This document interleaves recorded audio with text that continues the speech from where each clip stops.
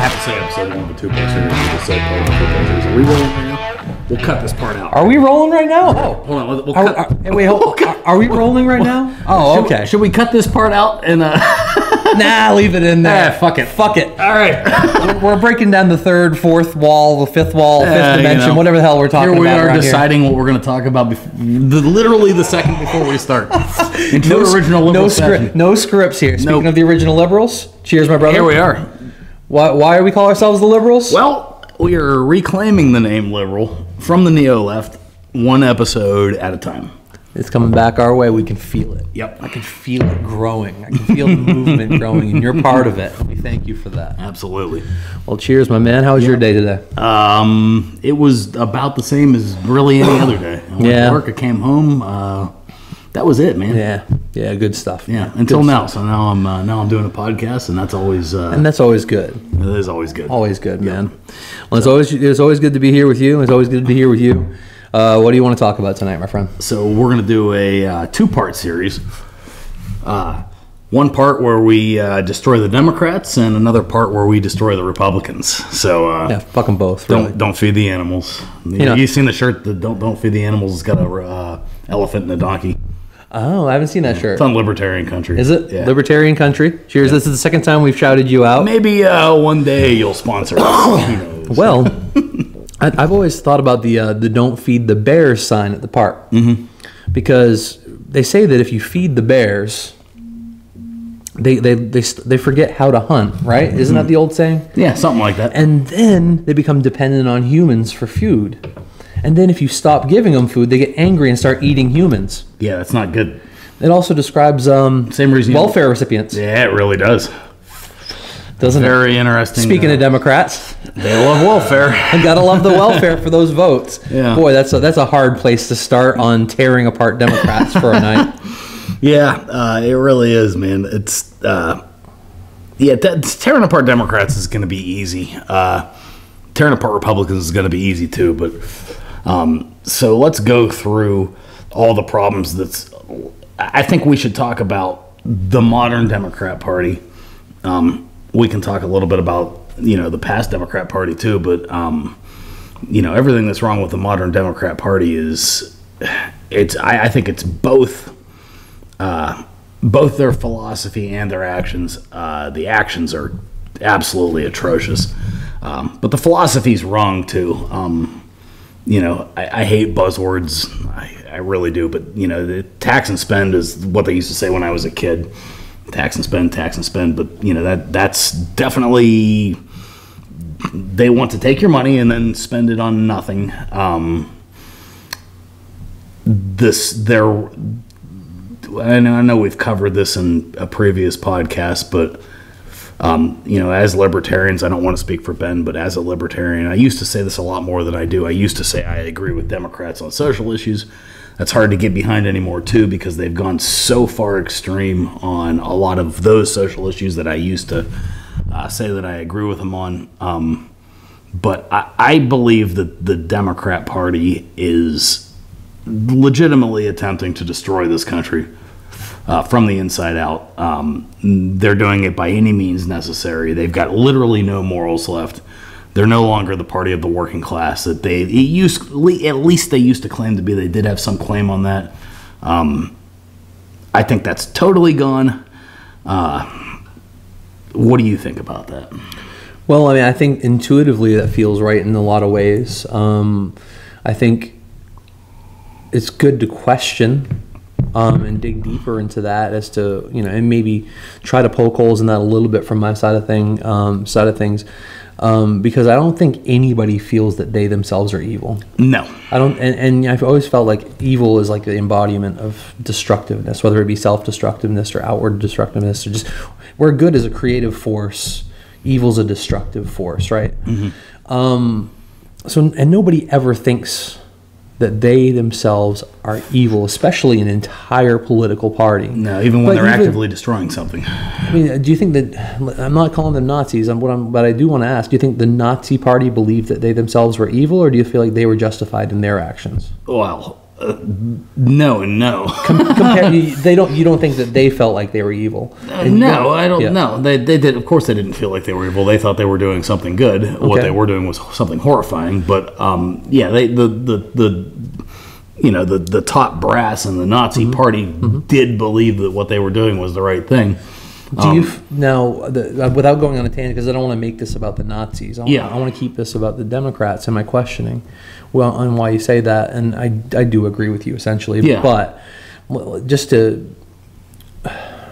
why do you feel like they got to this point where they just, maybe in a similar way, they feel completely justified in doing what they're doing and saying what they're saying, thinking that they're on the right path? How did they get so far off of that, in your opinion? They've been corrupted by power. Corrupted by power. Yeah, I think it's that simple. They've been corrupted by power. They feel the only way to. I think they see the noose tightening, so to speak. The noose tightening on who? On themselves. Okay. I think that people, this country is definitely center right. Most people do not agree with the basis of their platform. And I think that they've realized that they can't, maybe they can right this second, but they're going to stop being able to win elections with the old-fashioned ballot box process. So that's why they've gone to this, prosecution of Donald Trump, persecution of Donald Trump, really like trying to remove the man from the ballot. I mean, Donald Trump's brought it to the forefront. He's really made them, they've showed their true colors because of him.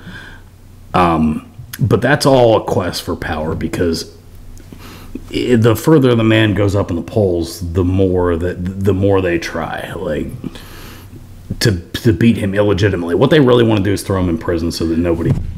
I agree with all of that. But what I search for is the why is it like that? And if I could enter something into the why, so I think other people watching us can understand, because I think that's the hard part of getting the translation across. I think you and I feel like that's objectively true. Yeah. But the person watching us right now may not also feel that way. Sure. And would want to know why we feel that way. Okay. So I think that's super important. And if I could add anything to that, it would be this. Think about the nature of people who are kind of anti-capitalism. The reason that I believe that they're anti-capitalism is because they don't feel fit for competition. Okay? Now, there's somewhere I'm going with this. Okay. If you grow up and you don't feel fit for competition against others, and you still need to, you have these survival instincts, and you still need to survive, you still need to get by, and you want to, the first thing you do is put yourself in a group of people like yourself, rather than a strong individual.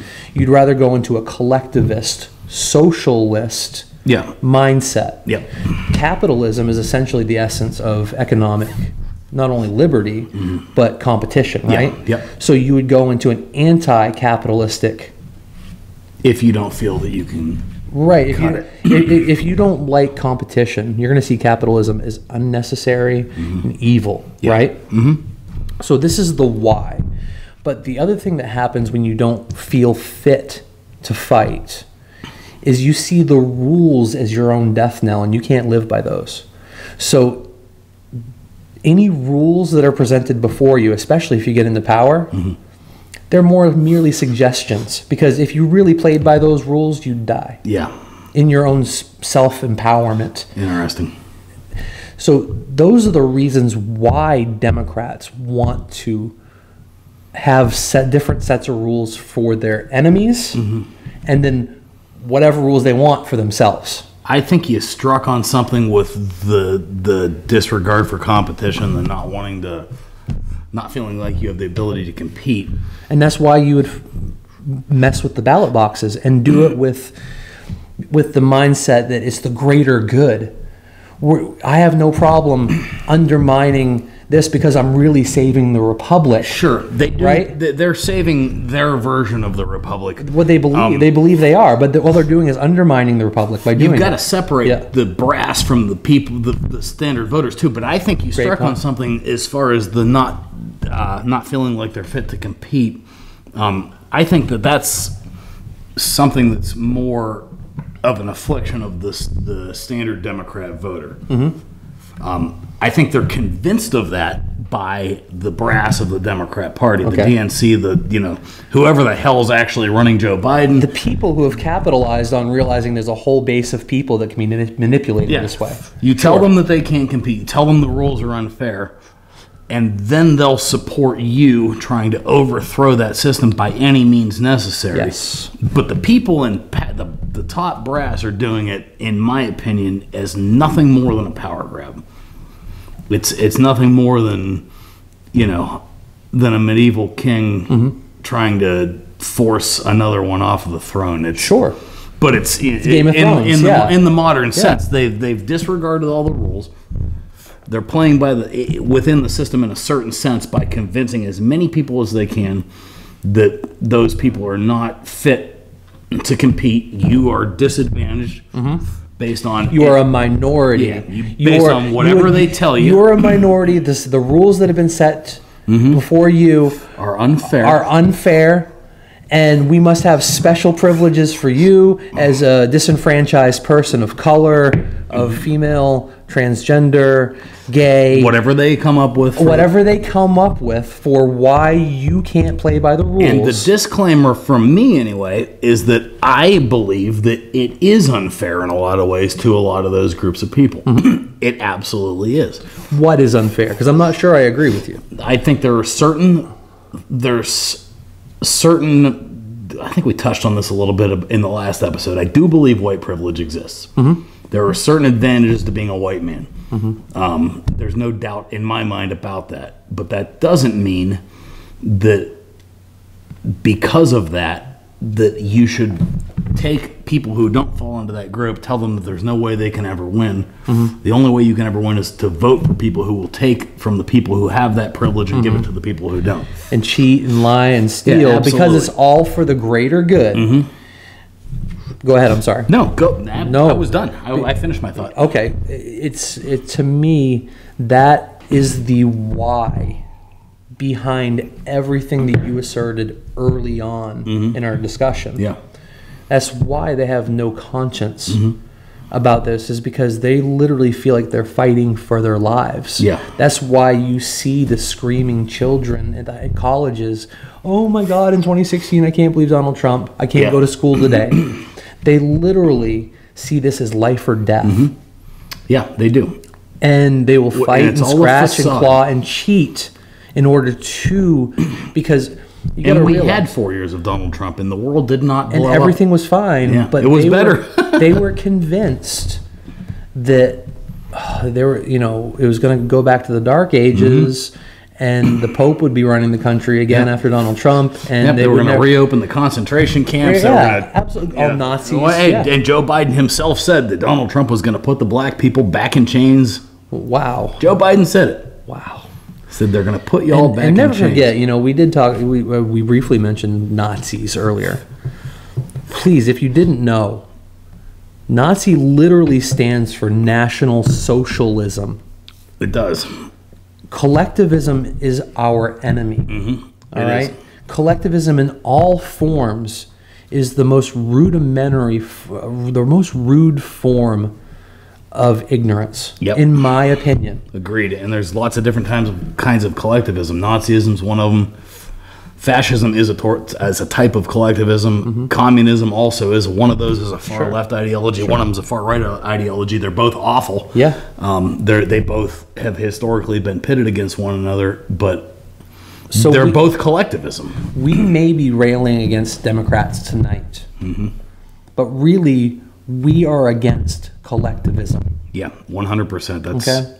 And I think one party embodies collectivism more strongly than the other, and it happens to be the Democrats. Agreed. But the other party in our two-wing system that's really run by the same thing The other party has plenty of collectivist Yeah, tendencies for sure. on their own too. They just happen to see God as higher than country, rather than country as God. Yeah. And if you don't know what I mean by that, I mean, think about any nation that anybody who thinks that a country, a nation, a government should be able to dictate and know every single thing about you and see everything, and they're going to love you and take care of you. But if you go against the rules, you're going to go to, instead of hell, you'll go to prison and you'll be given free shit. There's a reason that being educated and having a job and a free housing and no income also describes both jail and communism. Yeah. Okay? It really does. With government control, and then there's government agents around, and they're keeping control of what's going on. There's a reason that describes both communism, which is the end form of socialism, right? Yep. Because socialism is just the intermediary bridge between a free society and a totalitarian society, right? Yep. Because when there's no property left for any of us as individuals, and the state owns everything, which is essentially communism, but we all have a share in that that system, right? And we all work and we all get the same, etc. When the government has that much control, it becomes a totalitarian state. Yep. I'd say communism can't exist without totalitarianism. It's part of real. But communism at its own, the way it looks on the surface, is not a pretty sight. No. So it has to be a transition period. Yeah.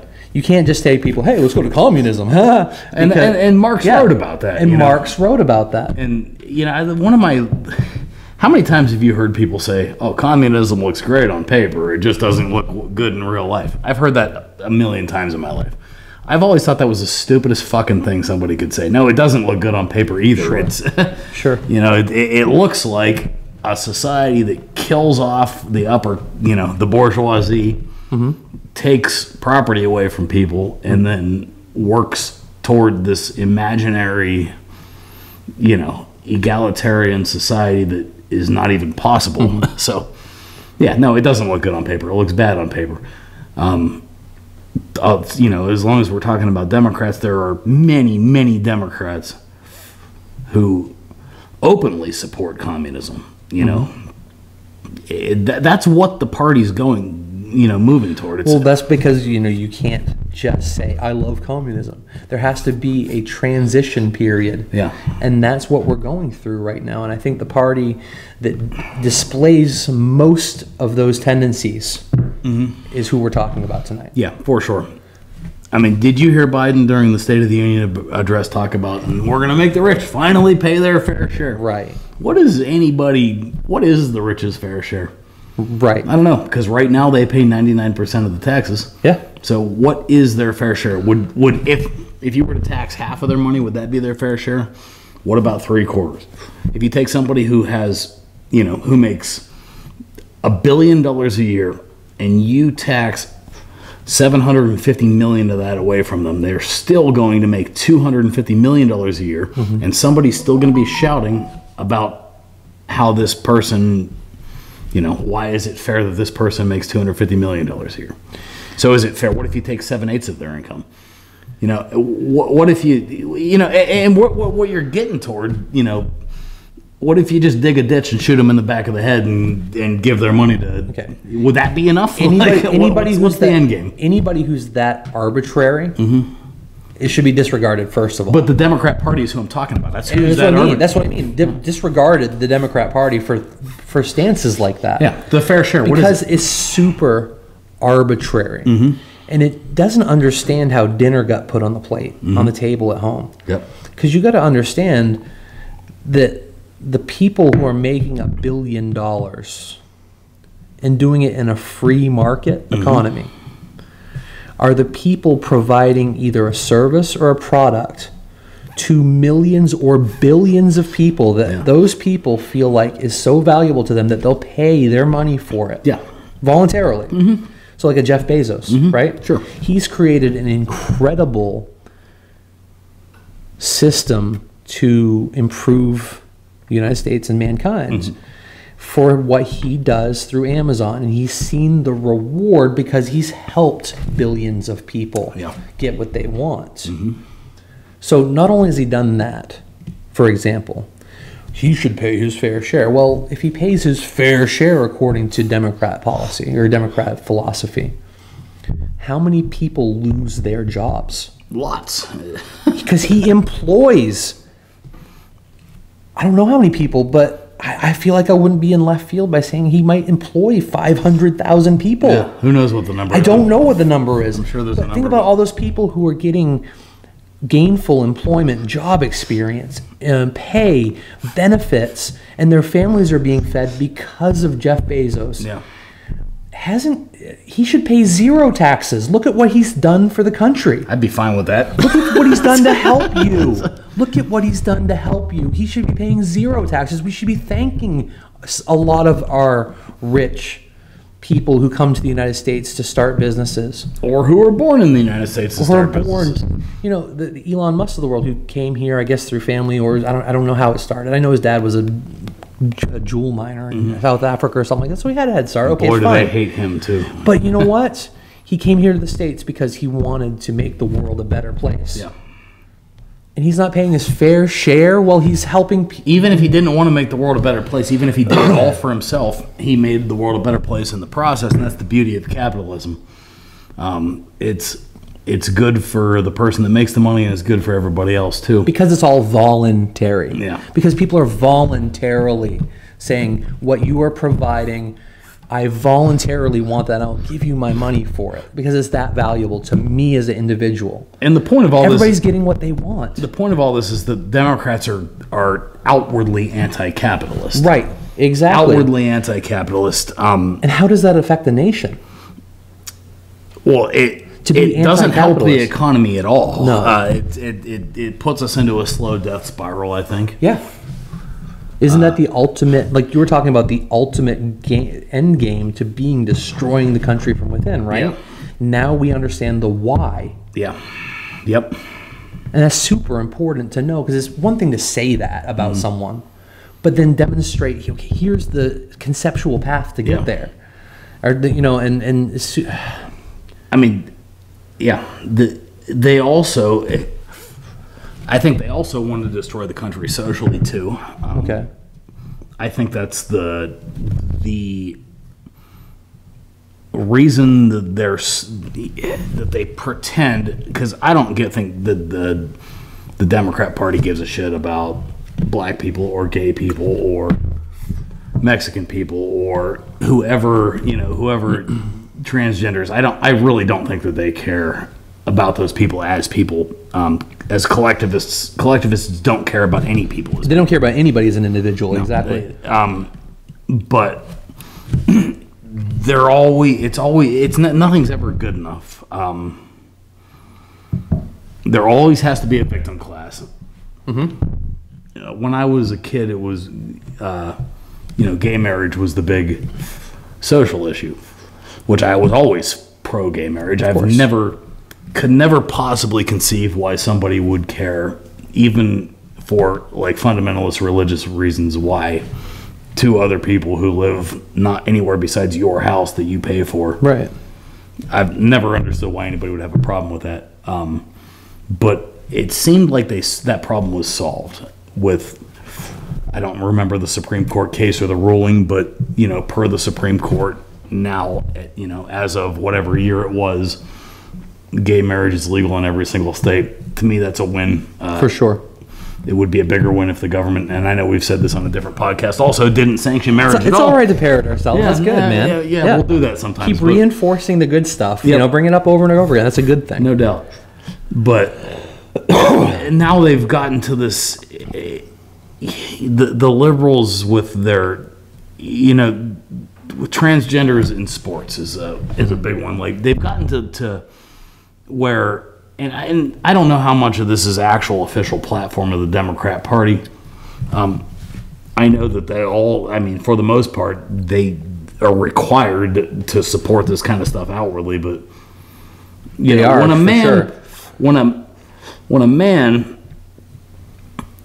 becomes a woman and then competes in a female sport and wins, that's insanity. Like that's not That's not fair. That's not. So if they can That's make total insanity.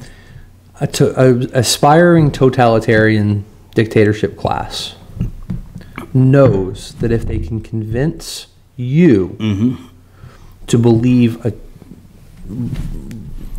if you can believe ridiculous things, if they can make you forget about your critical thinking side of your brain and literally go with the party platform, no matter how lunatic. They do it by telling you if you say otherwise, you'll be ostracized. If they can make you believe absurdities, they can also make you commit atrocities. Yeah.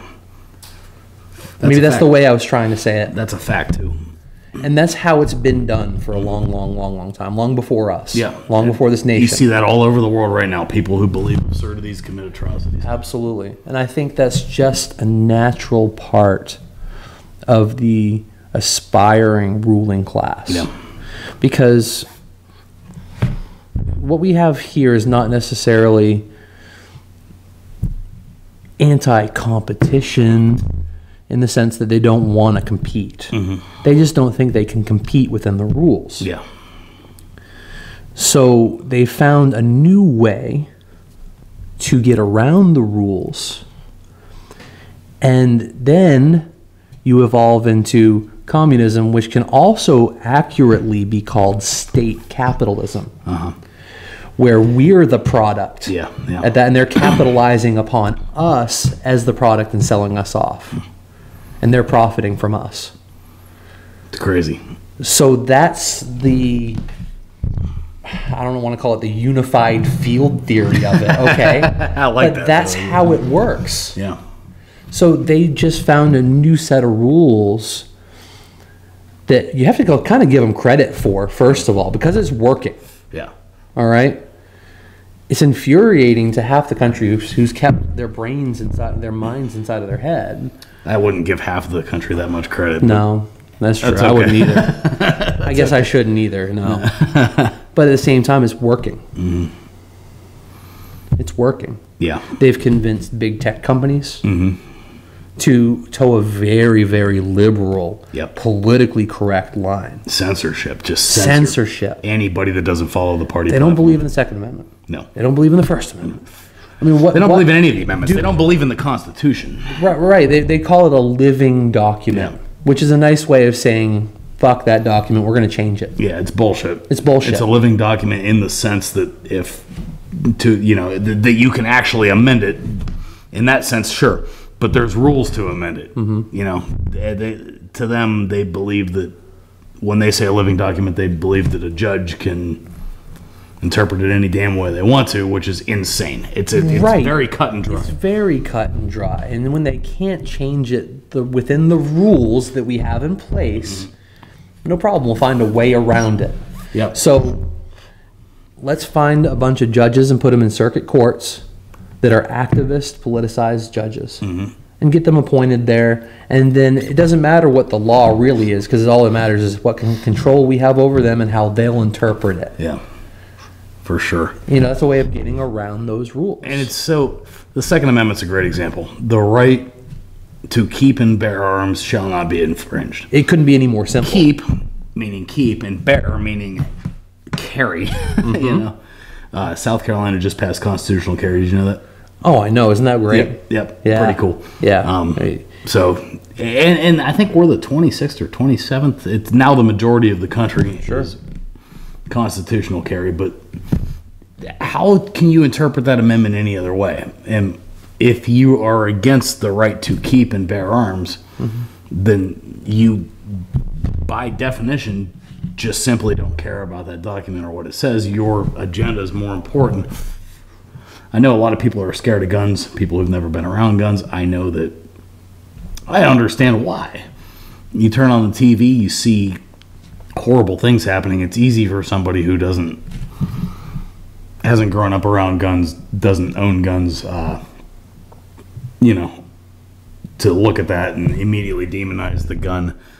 I don't want to make this a gun control episode, but it's part of the discussion. Yeah, it's easy to see how somebody might have that point of view, but if they plan on taking control over you, they certainly don't want you to have a gun when they're doing it. No, definitely not. Okay. A gun is power in a lot all ways, and there's a reason. Their entire there's a reason it's the Second Amendment. Yeah, the Democrats. It's not the 17th. No. All right, it's right there in the beginning because Yeah. we knew how important that one is. I believe that the Democrat Party's one of their primary goals is stripping power from people in any way they can, whether it's speech, whether it's press, whether it's bear arms. Well, it's because the less power we have, the more power they have. Exactly. And I think they might really believe they're doing the right thing all along the way, which I think their voters believe that they're doing the right thing. I absolutely do not.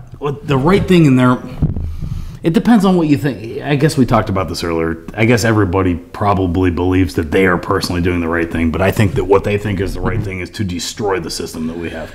The philosophy that I think most neoliberally minded people ascribe to is something called moral relativism. Mm-hmm. Okay? Are you familiar with the term? Maybe, but refresh me. It's really the ends justify the means. Okay. No matter how you get there, as long as it's the right outcome, yeah, it doesn't matter how you got there. Mm-hmm. Where it's very opposite from the other side of things, where their morals guide their character, and they have to stay within a certain moral framework and rules. Mm-hmm. That really, it's the ends justify the means.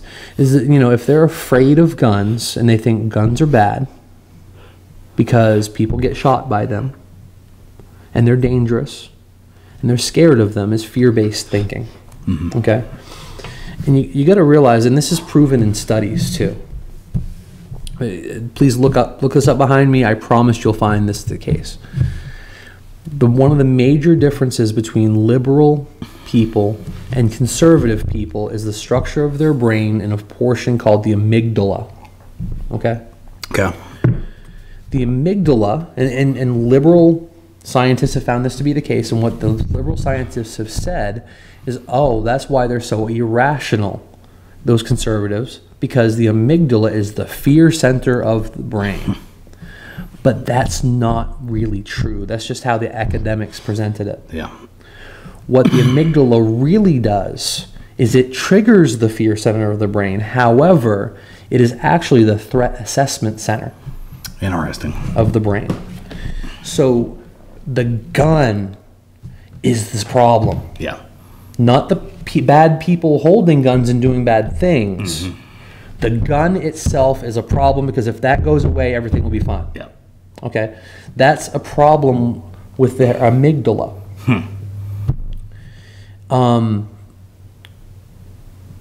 The amygdala makes it impossible to figure out what threat is real and where you should be siding with things if it's not operating optimally, functionally.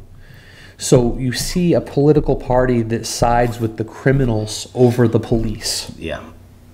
Because the amygdala is not realizing the threat assessment. And to be fair, I don't always side with the police. Neither do I, of course, because it's state. Sometimes the criminality is always wrong, but if if a police officer shoots a criminal who's running away from him, the police officer's wrong in that instance, not the criminal. But yes, the Democrat Party sides with criminals on a regular basis with the whole Floyd thing. Yeah. Okay? A guy who was a terrible human being has been made into a Jesus-type martyr. However, in my opinion, the cop who killed him was rightfully sentenced to the rest of his life in prison. Agreed. But the man's not a martyr. The man should not be celebrated. No. Don't get me wrong. Should he be? And Derek Chauvin shouldn't have put his knee on his neck. Right. Agreed. 100%. Yeah. And those two things to me are both obvious. They're both concurrently true, but the amygdala, being understimulated, only sees one side of it. Mm-hmm. Yep. And there's so it's not this. So what you end up with is this division in these two groups of people who will fight to the death over their side of that argument. And when all you have to do is take a step back and look at the objective reality of what happened, and you can do this for a lot of other cases. Yeah. it's just, it's crazy. It really is. It's nuts. Well, it's and another thing too, and the reason you see the Democrats, a lot of liberals, neoliberals, siding with what seems like our enemies, right? Do you ever notice this? Like threats to the United States, they can almost empathize with them. Yeah, they do it all the time. Do you know why they do that? Like Hamas, for example. Right, exactly. Do you know why they do that? It's because of the understimulated amygdala thinking that our warriors, the people they're competing against in our society on an evolutionary level, are conservatives, they're enemies, that those people are a greater threat than Hamas. Enemies. Yeah.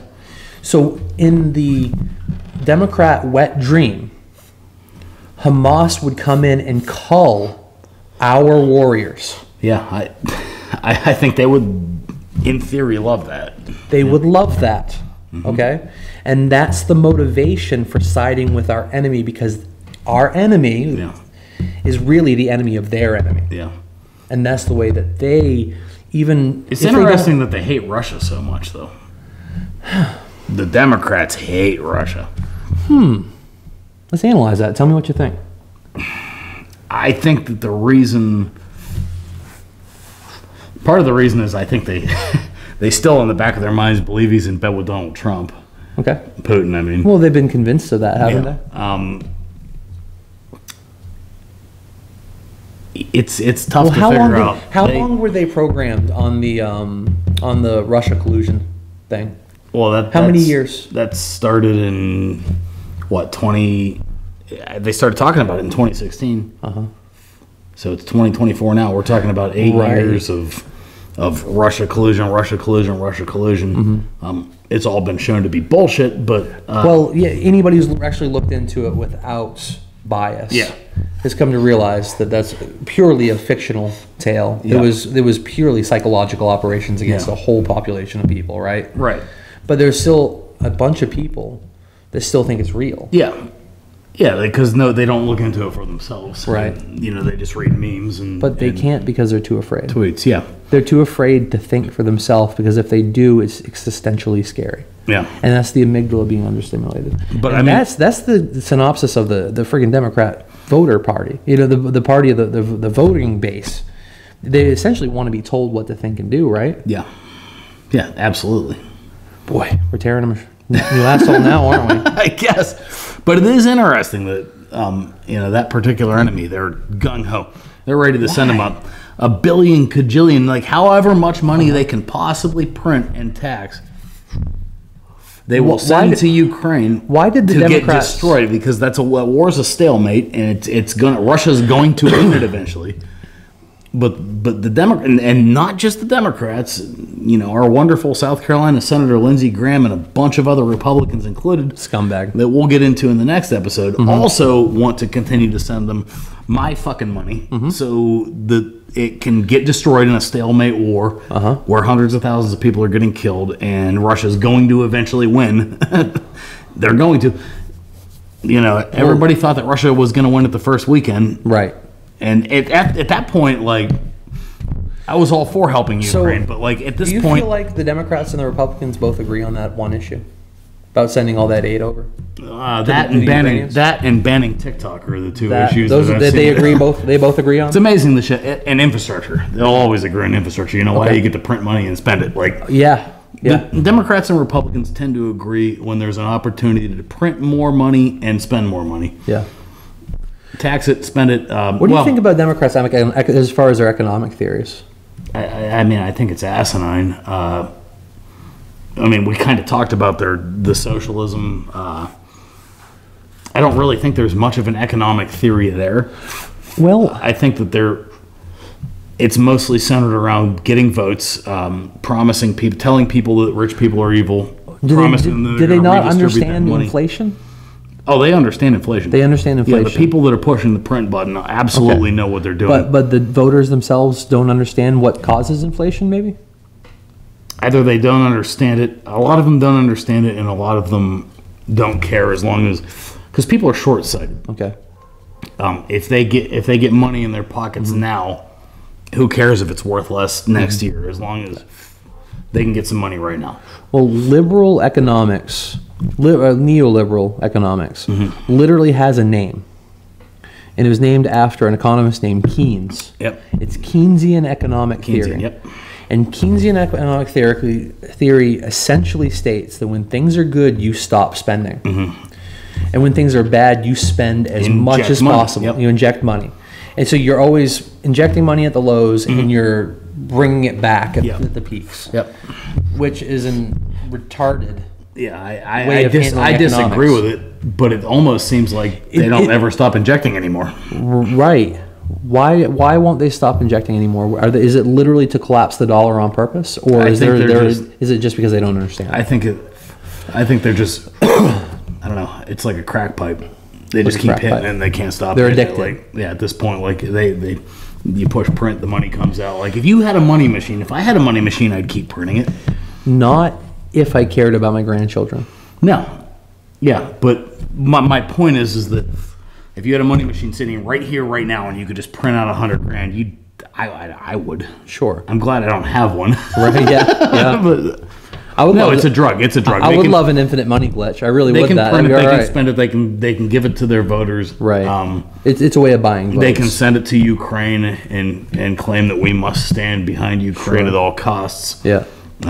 Even though they won't stand behind Israel at all, which is a totally different conversation. Maybe the ruling class of the Democrat Party doesn't care if things collapse because it accelerates their consolidation of power. That's exactly what I'm getting at, because communism is a violent and chaotic process. And yes, I really believe that they want this system to collapse. The sooner they can get the Constitution out of the way, the better. Yeah. Communism is a global philosophy. I feel like this has almost devolved into a communism episode, which isn't a bad thing. I think it's the same thing. Yeah, because I think the Democrat Party is devolving into a communist party. Right. But communism is a global philosophy. It always has been. It's not a nationalist philosophy. Okay. So to them, being American, the American system, the American Constitution does not matter. What matters is communism. Right. Socialism, collectivism. Right. It's whatever they've got to do to get there, they'll do. And to them, burning our Constitution means it is absolutely nothing. Right. They'll do it without a second thought. Think about what's been going on for over 10 years now, where they went after the Dukes of Hazzard because it had the general had the Confederate flag on it, tearing down statues. Yeah. Statues are a different debate. Teaching, but what they're doing is they're essentially teaching the new generation of children that the inception of this nation, the people who birthed this nation, were so flawed that everything that evolves from it is also flawed, and it has to be torn back down and rebuilt as a pure structure. Yeah. That's why you hear the founding fathers were racist and slave owners. And they were. Which is, but that doesn't mean that everything they did is moot. Exactly. Yeah. They also created the freest nation in the history of the world to that point. All right? And we did fight a civil war to end slavery over economic reasons. Yeah. We have atoned for a lot of these sins as a peoples because 600,000 dead in 19 or 18. There was a lot of blood spilled to fix these things. Yeah, sure. But the argument is you can't listen to anything these original people were saying because they were impure and wrong. And we must tear it back down and rebuild it right. My opinion is the only reason they say that has got nothing to do with the fact that they were racist or slave owners. It only has to do with the fact that they don't want you to listen to the things that they were saying. Those people created a document that gets in their way, so they're using... Exactly. They're trying to invalidate everything that keeps us a free people. Yep. And the ideas of those imperfect slave owners did make us a free people. And they don't want that. So you have to invalidate the whole thing to get rid of it. You have to throw that baby out with all the bathwater. And just as a point, we talked about tearing down statues. I'm actually in favor of tearing down, Robert E. Lee statues. I'm fine with it. Okay. He wasn't a founding father. I'm not in favor of tearing down Thomas Jefferson or George Washington statues. Right. Like these were men who founded this country. Right. in my opinion, Robert E. Lee was a man who rebelled against it. Take that for what it's worth. Listen, I don't mind that. I'll tell you what, I don't mind the idea of rebelling against it too. I think that's a necessary part of things. Yeah, I'm not saying I believe in states' rights, and essentially it was a states' rights issue. It was an issue of whether states have the right to tell their citizens that they can own other people, which they don't. Understandable, totally. However, they did want to create their own nation, break away, and a nation that had that had a very similar constitution to the one we have, except it guaranteed the right to own slaves. Right. Exactly. Yeah. Which and there's no debate here. There's no debate here over whether slavery is wrong or not. I think back then they knew that it was wrong too, but they knew it was wrong in 1776. But economics, Thomas Jefferson knew it was wrong. George Washington knew it was wrong. Long before the Civil War. Economics of that time were no different than the economics of this time. And the politics. We do a lot of things wrong in this time, too, for economics. Think about the manipulation. Absolutely. Think about the propaganda we put our people through. Right now, in this very time, over the name of economics. Yep. For how many people, I think it was millions of people died because they wouldn't take lead out of gasoline. Yeah. Okay? Yeah. The retarded number of people, excuse my word, retarded, I know that's not a great word to use. I'm not a big fan of using it either. Anyways, the ridiculous number of people who died because of the inhalation of fumes from leaded gasoline over all those years, the birth defects, all the things that came from that was probably just as bad as slavery. If you're talking about number of deaths, I don't know. I mean, if you're talking about the ends justifying the means, then it was just as bad as slavery, if you look at it that way, from a non-moralistic standpoint. Yeah.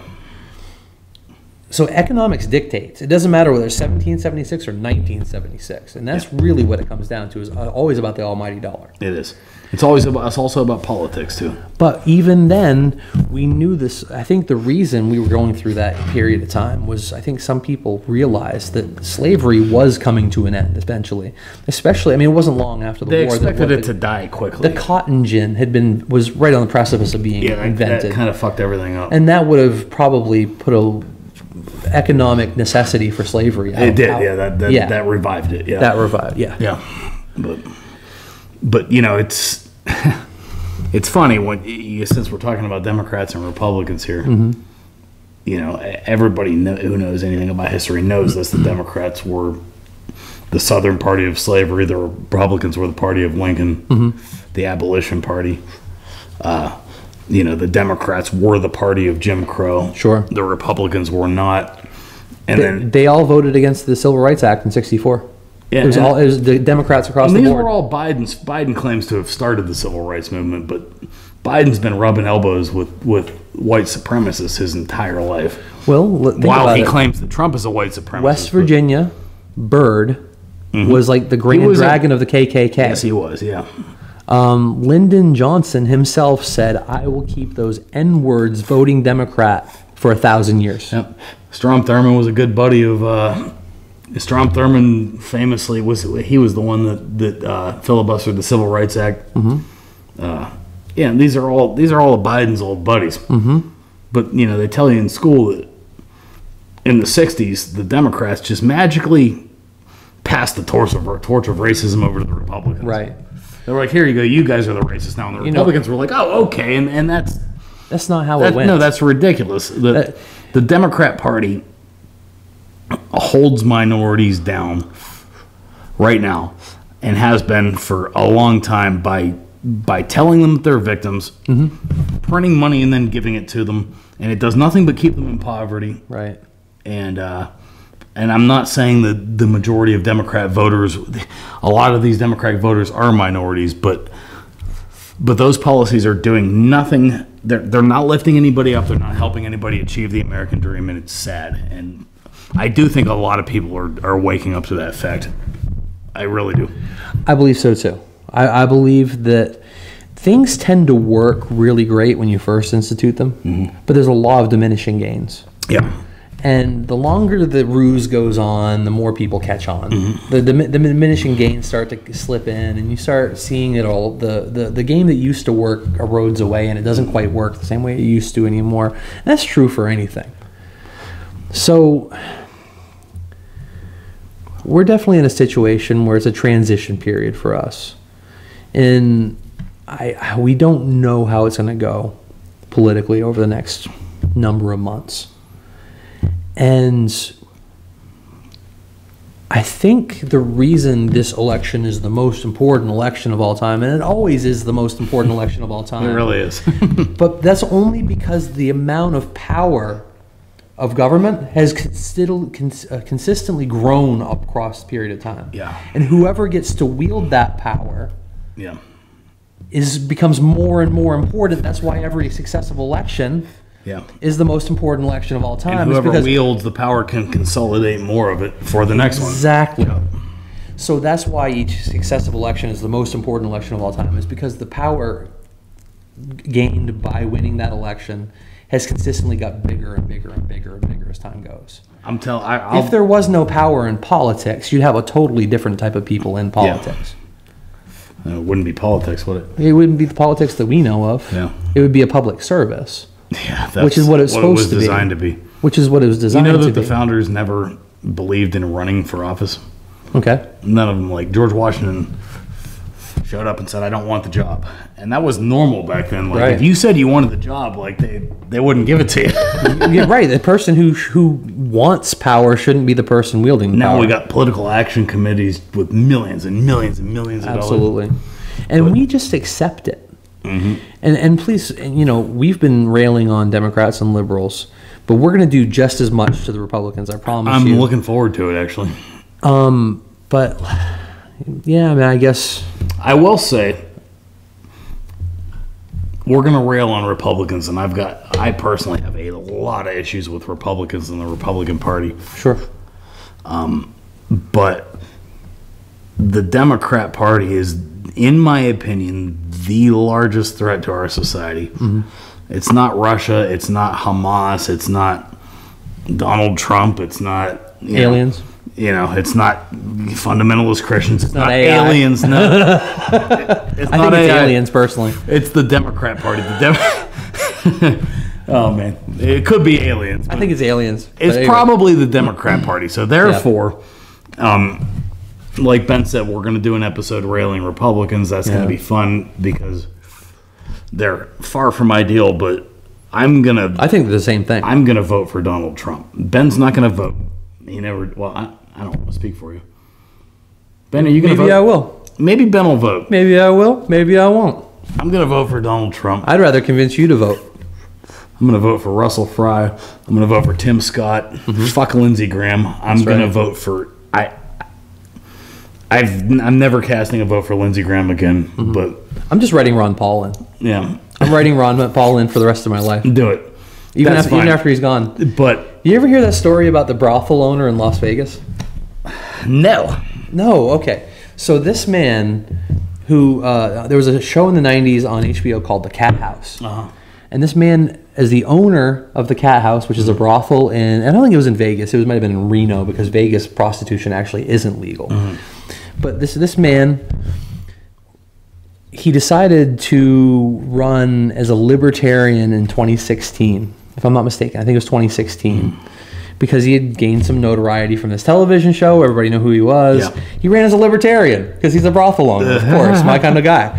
So, a couple weeks before the election, he dies. He still won. That's crazy. He's the only libertarian that's ever won, and he died before he got there. Poor bastard. I don't know why I went off on that rant, but I thought that was interesting. That's typical for the libertarians. For the libertarian. Oh, hell yeah. Totally. You know what? Let's rant on the libertarians real quick, because there's a lot of problems with the libertarians, Yep. too. All right? There is. And I'll tell you what that problem with the libertarians is they don't care about playing politics at all, and they like to fight with each other more than they like to fight against their enemies. It's in their nature. It's in their nature to continually go inside yourself and keep shit testing yourself. Yeah, That's why they're not going to win. they'll never win. No. Never. They'll never play politics because they're And not I've politicians. never been a big L libertarian. I've always been a small L libertarian. Yep. I've never been a member of the Libertarian Party. I've never voted for a libertarian candidate. Really? Never voted for a libertarian candidate. The smart libertarians register Republican. Yeah. your Thomas Masseys of the world, your Rand Pauls, your Ron Pauls. South Carolina, we don't register for a party, but I vote Republican or I don't. Generally, I vote Republican or I leave the ballot. I do leave slots blank all the time. If there's no good choice. I don't want to vote for either one. But is it, people have been so convinced that you're going to take the lesser of two evils, because nobody's out. I think the average person isn't even content with anybody on the ballot most of the time. Yeah. Unless it's Trump, and then people love Trump. Yeah. Right. Yeah. But people have been convinced for as long as I've been alive to just take the lesser of two evils. Yeah. Isn't it still evil? Are you still choosing a shit sandwich? What did the South Park do? A shit sandwich versus a giant douche. Yeah. Exactly. Aren't you still choosing the wrong? Why supporting that system, which is why I don't vote? It's the system we got, man. I'm enabling it if I do. It's the system we got, buddy. It's this right, but I'm enabling a bad system. And I respect that. If we didn't enable it anymore, it would cease to exist. I respect that, but any system's a bad system. They're all bad systems. Systems are bad. Okay. Political systems are bad. There's no good. Democracy's bad. Totalitarianism's bad. Communism's bad. Monarchy's bad. All group think. Yeah. All group. Yeah, we all have to band together and govern ourselves somehow. So the famous psychiatrist C.J. Jung made a. I'm just paraphrasing here, but he made a observation one time that if you have one person, they can be brilliant. If you have one person in a room, they can absolutely be brilliant and do amazing things. If you get two people having a conversation, they can have a really high-level conversation together. But what happens is you get that third person in the conversation, and I don't know if you've ever noticed, but it tends to sink a little bit. That you can't continually talk about the same concepts on a high level anymore. I haven't noticed that, but I'm going to look for it. And then C.J. Jung said, as the dinner party grows, the more people that are in the room, the lower the IQ level of the conversations become, because it's always about the weakest link. Yeah. Right? And then the larger the group grows, it becomes a giant dumb organism. And this is the most famous psychiatrist of all time, maybe. Freud and Jung, right? This is real. Yeah. The bigger the group think, the dumber the organism becomes. And that explains why the federal government's worse than the state government, which is worse than the local government. Absolutely. Yeah, it also explains why you're way more likely to be saved in a life and death situation by one person than you are by a group of 10 people. Who are all on their phones, looking at each other. Oh my God, what do we do? Yeah. Waiting for the next guy to do it. Right, waiting for the next guy to do it. Yep. Yeah, groups are generally not good, but we're social animals, so here we are. That's exactly it. We're trying to balance. And that's a great point. So we got to do something. We are social animals. That's the thing. Yeah, and that's why I guess now that we've come to bring it full circle, that's why I reluctantly participate in the process and vote for the lesser of two evils. We're going to have a system. I understand where you're coming from. And I understand where you're coming from. I totally respect you not wanting to participate in it, too. Maybe I'm too much of an idealist than a realist. But Libertarians tend to be idealists, I think. I guess so, maybe. I've always tried to combine my idealism and realism. But you're self-aware of it, though. Yeah, sure. Yeah, I think about it a lot, too. I know when I'm voting for somebody I don't really like. Right. I know I'm doing it. It doesn't feel good, does it? Yeah, I don't just go in there and go straight Republican, pull the lever, and I know that's not good either. No, it's definitely not. But well, this is where we find ourselves. I think we're nearing the end of our time here, my friend. Yeah, didn't even have a break tonight. We just ranted for the full. Just ran it through, baby. Hope you guys enjoyed it. We're gonna come back eventually with a. Eventually, heck, the episode that comes out after this one is going to be. We're going to rail Republicans. Yep. Tear them to pieces. Yep, we're going to tear them to pieces. Tell you why they suck, too. Do it with just as much vitriol. Maybe almost as much vitriol. I have just as much vitriol. I know exactly what angle I'm coming from on that one. I'm looking forward to that. So, thank you guys. Thanks for watching, and we appreciate your support. Thank you. Like and subscribe.